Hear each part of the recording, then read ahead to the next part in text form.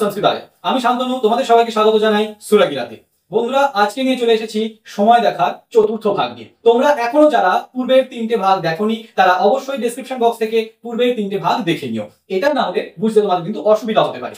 তো চলো শুরু করা যাক আজকে সময় দেখার চতুর্থ ভাগ। ইতিপূর্বে আমরা জেনেছি তিনটে জিনিস। প্রথমটা ছিল ওয়াদনম, ওয়াদনম।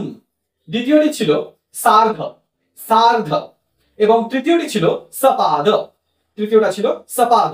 আজকে চতুর্থ ভাগে আমরা শিখব পাদোনা, পাদোনা। তাহলে আজকে আমরা শিখব পাদোনা। ওকে, পাদোনা। পাদোনা এটার অর্থটা কি? আমরা যেটা বলে থাকি পৌনে, অর্থাৎ 1টা বাজতে 15 মিনিট বা 12টা 45, যেটা আমরা বলি 12টা 45 বা 1টা বাজতে 15 মিনিট বাকি বা পৌনে 1টা, চলিত বাক্যে ব্যবহার করে থাকি পৌনে 1টা এই শব্দটি। এই যে পৌনে 1টা সেটাই হচ্ছে সংস্কৃতে পাদোনা। পৌনে বা 45 কিংবা 15 মিনিট সেটাই হচ্ছে পাদোনা। তাহলে শুরু করা যাক আজকে চতুর্থ ভাগটা। যদি বাজে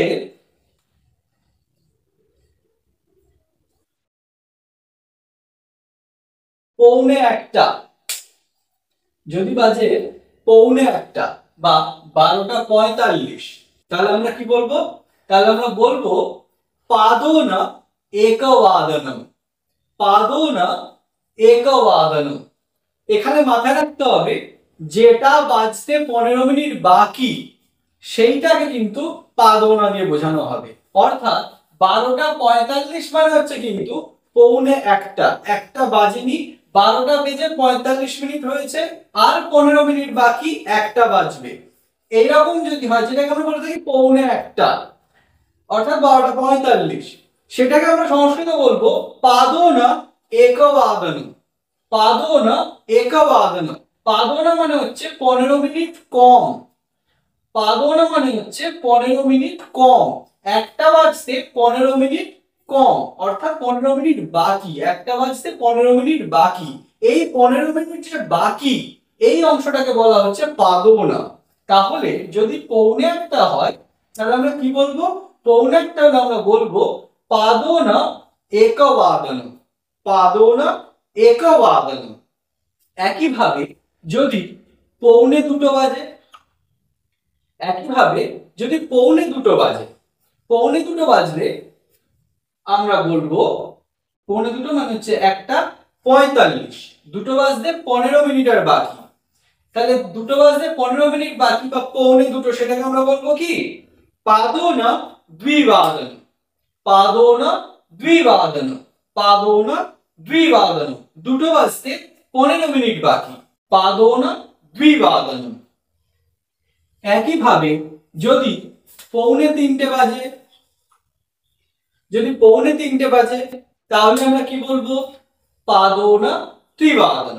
মাথায় রাখতে হবে 2টো 45 অর্থাৎ 3টে বাজতে আর 15 মিনিট বাকি, সেটাকে আমরা বলে থাকি পৌনে 3টে। তাহলে আমরা সংস্কৃতে কি বলবো? পাদোনা ত্রিবাদনম, পাদোনা ত্রিবাদনম। পৌনে 3টে পাদোনা ত্রিবাদনম। যদি পৌনে 4টের সময় হয়, পৌনে 4টের সময় হলে আমরা বলবো পাদোনা চতুর্বাদনম, পাদোনা চতুর্বাদনম। 4টে বাজতে 15 মিনিট বাকি, পাদোনা চতুর্বাদনম। যদি পৌনে 5টা বাজে, পৌনে 5টা বাজলে আমরা সংস্কৃতে বলবো পাদোনা পঞ্চবাদনম, পাদোনা পঞ্চবাদনম। পৌনে 5টা বাজলে সংস্কৃতে আমরা বলবো পাদোনা পঞ্চবাদনম, পাদোনা পঞ্চবাদনম। আর যদি বাজে পৌনে 6টা তখন আমরা কি বলবো? পৌনে 6টা বাজলে আমরা বলবো পাদোনা ষটবাদনম। আমরা একদম প্রথম ভাগে জেনেছিলাম 6টা বাজে, আমরা সেটাকে বলেছিলাম ষটবাদনম। তাহলে 6টা বাজতে 15 মিনিট বাকি, 15 মিনিট বাকিটা হচ্ছে পাদোনা, 6টা হলো ষটবাদনম। তাহলে পাদোনা ষটবাদনম মানে পৌনে 6টা, 6টা বাজতে আর 15 মিনিট বাকি, পাদোনা ষটবাদনম। এবার যদি বাজে পৌনে 7টা, পৌনে 7টা বাজলে আমরা কি বলবো? পৌনে 7টা বাজলে আমরা বলবো পাদোন সপ্তবাদনম। পাদোন সপ্তবাদনম। পৌনে 7টা পাদোন সপ্তবাদনম। যদি পৌনে 8টা বাজে, পৌনে 8টা বাজলে আমরা কি বলবো? পৌনে 8টা বাজলে আমরা বলবো পাদোন অষ্টবাদনম। এখানে মাথায় রাখতে হবে এই পাদোন অষ্টবাদনম কথাটার অর্থ কি হচ্ছে। তার মানে হচ্ছে 8টা বাজতে আর 15 মিনিট বাকি। 8টা বাজতে আর 15 মিনিট বাকি, এটাই হচ্ছে পাদোন অষ্টবাদনম। পৌনে 8টা পাদোন অষ্টবাদনম। তাহলে বন্ধুরা তোমরা আমাকে এবার বলো যে যদি ঘড়িতে বাজে পৌনে 9টা তাহলে আমরা সেটাকে কি বলবো? যদি বাজে পৌনে 9টা তখন আমরা সেটাকে কি বলবো? একদম ঠিক, পাদোন নববাদনম।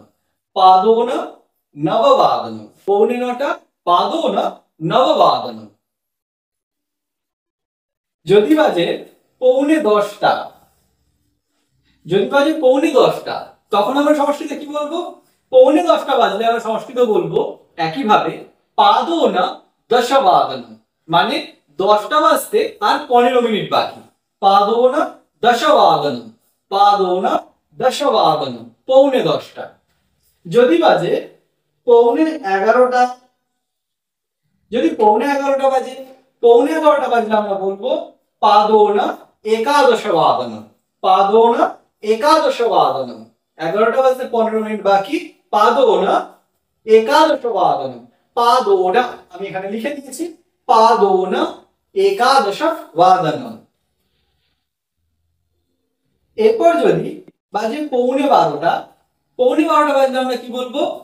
12টা বাজলে আমরা বলেছিলাম দ্বাদশবাদনম। তাহলে পৌনে 12টা খুব সহজ, পাদোন দ্বাদশবাদনম। পাদোন দ্বাদশবাদনম। পৌনে 12টা পাদোন দ্বাদশবাদনম। 12টা বাজতে আর 15 মিনিট বাকি, পাদোন দ্বাদশবাদনম। তাহলে বন্ধুরা আজকে আমরা ঘড়ি দেখার 4টে জিনিস শিখে নিলাম। তোমরা কিন্তু অবশ্যই এগুলো খুব ভালোভাবে বাড়িতে অভ্যাস করো। এরপর আর 2টি জিনিস আমরা শিখবো। তোমাদের মধ্যে ইতিপূর্বেই এই প্রশ্ন হয়তো তোমাদের মনে ঘুরছে যে সকাল আর বিকাল বা রাত্রি সেটা কিভাবে আমরা আলাদা করবো সংস্কৃতে। তো সেটা নিয়ে আমি খুব তাড়াতাড়ি পরবর্তী ভিডিও আনতে চলেছি, যেখানে আমরা আলোচনা করব যে কোন সময়টা সকাল এবং কোন সময়টা সন্ধ্যা, এটা আমরা কিভাবে আলাদা করছি।